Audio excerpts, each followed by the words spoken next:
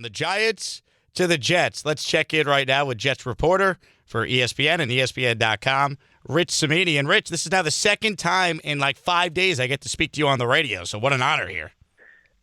I know. We got to stop meeting like this. It's been it's too often. We go months without talking, and now twice in a couple of days. But only kidding, of course. Happy holidays to you and the listeners, and always good to talk Jets with you, Jake. Absolutely, Rich. So a lot to get into with this Jets team. I just want to start with the injury report, though. There's been so much made this week of Davante Adams getting all these targets as Rodgers is trying to throw touchdown pass number 500. And it seems like Davante Adams, his status is certainly in question now for Sunday with an injury. What's the latest there?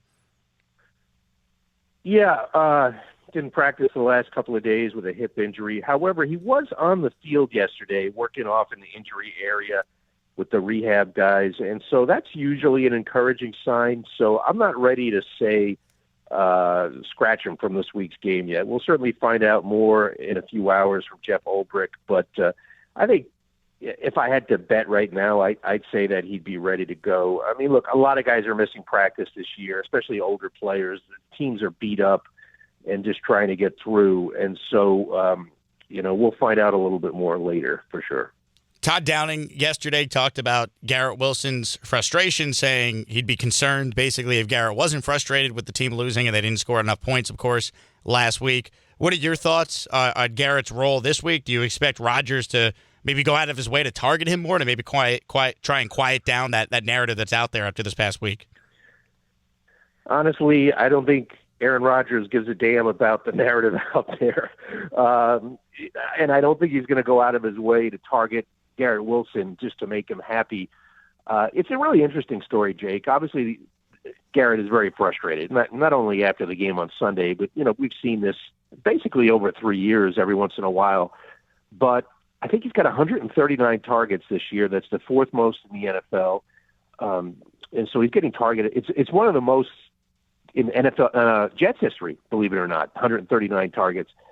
So he's getting the ball a lot. He's seeing the ball a lot. He's getting a lot of opportunities. Obviously, in the last game and a half, coincidentally or not coincidentally, since that sideline blow-up in Jacksonville, he has not seen many targets. In fact, the last two games, he has not been targeted in the red zone. And so I think it's the quality of targets he's looking at, not necessarily the quantity, and that's why he's frustrated. But listening to Todd Downing yesterday, and of course every coach says the same thing when asked about a player who's not happy. We'd be concerned if he wasn't unhappy because he's such a competitor. They always say that, but I got the sense from talking to Downing that he thinks they've done a really good job of balancing out the ball distribution this year, and that he didn't say this is me saying it. He just thinks Garrett's barking up the wrong tree. So he did a very diplomatic way of saying we are getting the ball to Garrett. So it's a TBD. It's interesting to see how it'll unfold these last couple of weeks. Rich Cimini with us here, of course, Jets reporter for ESPN, his podcast, which is excellent. Oh, by the way, Flight Deck, available where you get your podcast. Another Jet receiver I want to ask you about, Rich, Malachi Corley. Why can't the Jets find any role for this guy? I understand, this coaching staff is trying to win, but I mean, the team has 4 wins on the year. They traded up for this guy at the beginning of the third round. They apparently told people he was their 4th-rated receiver on their board. And Malachi Corley said yesterday that he's still not really sure what he needs to do to get a larger role with this team. So what are your thoughts on Corley and his future? Yeah, well, I mean, they obviously thought enough of him to trade up in the third round and take him at the top of the third round. And he came in with a lot of hype, some of which he contributed to as well. I mean, he was saying some pretty big talk after the draft about being the Yak King from Western Kentucky and everything like that. And, we asked Downing that yesterday, and he said, we're here to win, not evaluate players. And I certainly understand that. The thing with Corley is what they've kind of hinted at, but what they really – he needs to mature. He came in here – he was the big fish in a small pond in Western Kentucky. He was there his entire career, put up some really good numbers, gets drafted, comes in here, and I think probably lacks some maturity, lacks some professionalism, how to be a pro, things of that nature, showing more. He needs to show more accountability, just stuff behind the scenes that coaches look for in young players especially, and they hadn't been seeing it from Corley, and so they didn't want to hand him a role without earning it. Now, you could say that's an old-school way of looking at things and that they should just put him in there. Who cares? They're out of it. They're 4-11. But, the coaches, despite the dire situation that they're in, still want this guy to earn his way on the field. And that's why you've seen guys like, certainly Xavier Gibson, he's a second-year player, but he's playing over him. They even dressed the kid from the practice squad last week. Brandon Smith came up and played over Corley. So, and the one chance he did have, what does he do with it? He drops the ball at the goal line, an embarrassing fumble that fortunately didn't cost the Jets a game. But so that's what's going on with Corley. He just needs to mature more and be a professional and show a little more accountability, practice, weight room, stuff like that. Rich Cimini with us here on DNR. Jake Asman in for Dave and Rick. When it comes to the Jets after these final two games, Rich, we know they're going to need a new GM, a new coach. But when you look at the process to get that coach, I know you've done some reporting on Mike Vrabel saying he'd be interested in this job depending on the GM hire. Colin Cowherd said he spoke with Vrabel and went on the record and said Vrabel would take the job as long as he likes the GM. Do you think if the Jets identify Vrabel as, let's say, their number one target, do you think they'd be willing to maybe give control to a coach like Vrabel and say, hey, like, you pick the GM you want to work with? Give us some names here. Would the Jets be willing to maybe go outside their comfort zone and do something like that? Because, check me if I'm wrong, I can't think of a time Woody Johnson, since he's owned the team, has ever done something like that with a coach.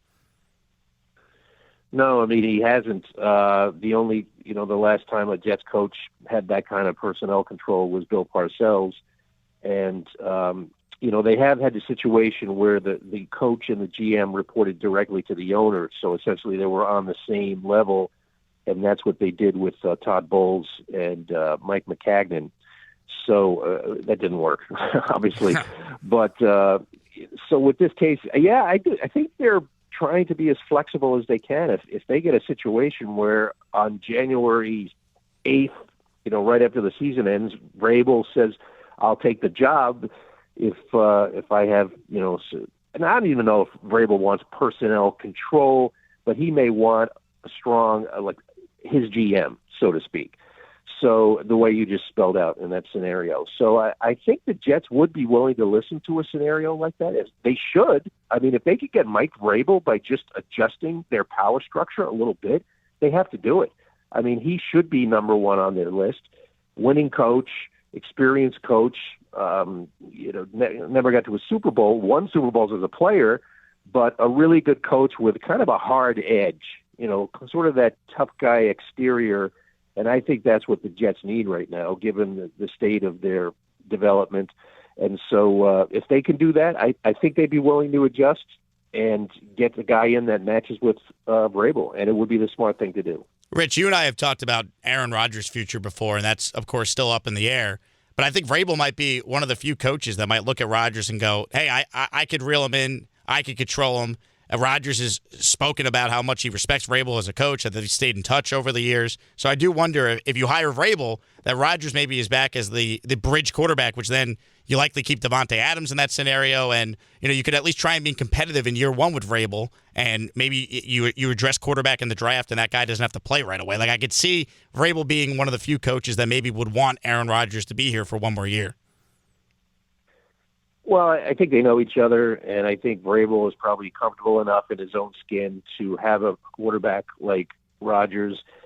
It's not like you said, it's not necessarily reeling him in, or controlling him. I mean, Rodgers doesn't do stuff.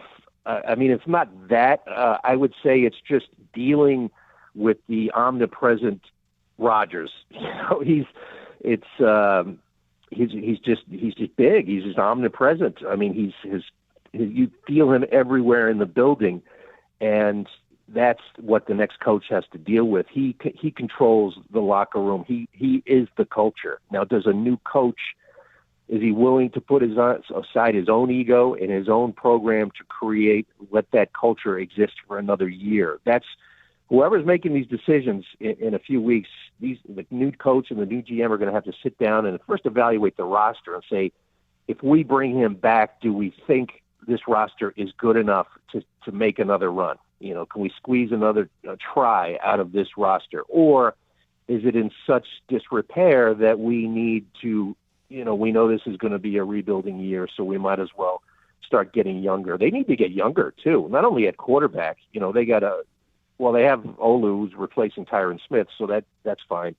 But, C.J. Mosley is older, and Jamian Sherwood, his replacement, is a free agent. So there is some age in some spots, and so they have to work on that. But I do not think Rodgers will be back. I just think Woody Johnson really doesn't want him back. And if Woody is smart, he will defer that decision to his two new hires. But if the owner's not on board, it's going to be tough to bring him back. And I think there's a host of salary cap reasons also not to bring him back. So if I had to bet right now, I would say he's not back. I wouldn't say it's out of the question. I probably would just say it's like a 10 or 20% chance. Interesting. I figured it'd be maybe a little higher because Rodgers the other day alluded to if him and Devontae were back with the Jets, they'd have to adjust their contract. So I thought, well, maybe if he took a pay cut again, all of a sudden the dead cap concerns beyond next year, it's almost manageable, and maybe Rodgers would then make sense at that point. Yeah, I mean that's could be posturing there. They have to. He took a $34 million pay cut last year. I don't know how much more he'd be willing to take. They'd still have to deal with the dead charge when he leaves. So these are all good questions, Jake, for sure. And I'm sure the GM and the coach will be poring over these questions in a few weeks. But I just have a feeling that the organization. He's 40. He's going to be 42. So I mean that's a pretty tough ask to ask a guy to come in and actually be better when he's 42 than he was 41. So that's why I'm saying probably unlikely. You're listening to DiPietro and Rothenberg on WHSQ, WCBS FM, HD2, New York. Final question, Rich. You were the first person I saw to report the Christmas gifts that Aaron Rodgers gave to the Jets offensive lineman. So it's a custom Tom Ford suit, and then a tailor apparently came twice to the facility to take measurements, Tom Ford cologne, Tom Ford sunglasses, Louis Vuitton passport holder, a stereo speaker, and then I have to ask you about the final gift, a bottle of Devil's River bourbon. Did Aaron get you or any of the Jet reporters a bottle of Devil's River bourbon, Rich? No, an emphatic no. But I tell you what, after having covered the Jets everything this year, I might need a bottle of bourbon to get myself through the last couple of weeks. But the players were pretty. All the offensive linemen I talked to were pretty excited about that, and there might have been one or two more gifts on that list that I just wasn't able to come up with. But I mean it's an NFL tradition. It's nothing unique to the Jets. Everybody gets it's pretty widespread across the NFL, and so it was a nice touch. I mean, probably 8 or 10 offensive linemen got all that stuff, so it's pretty costly. He can afford it though. He makes enough money.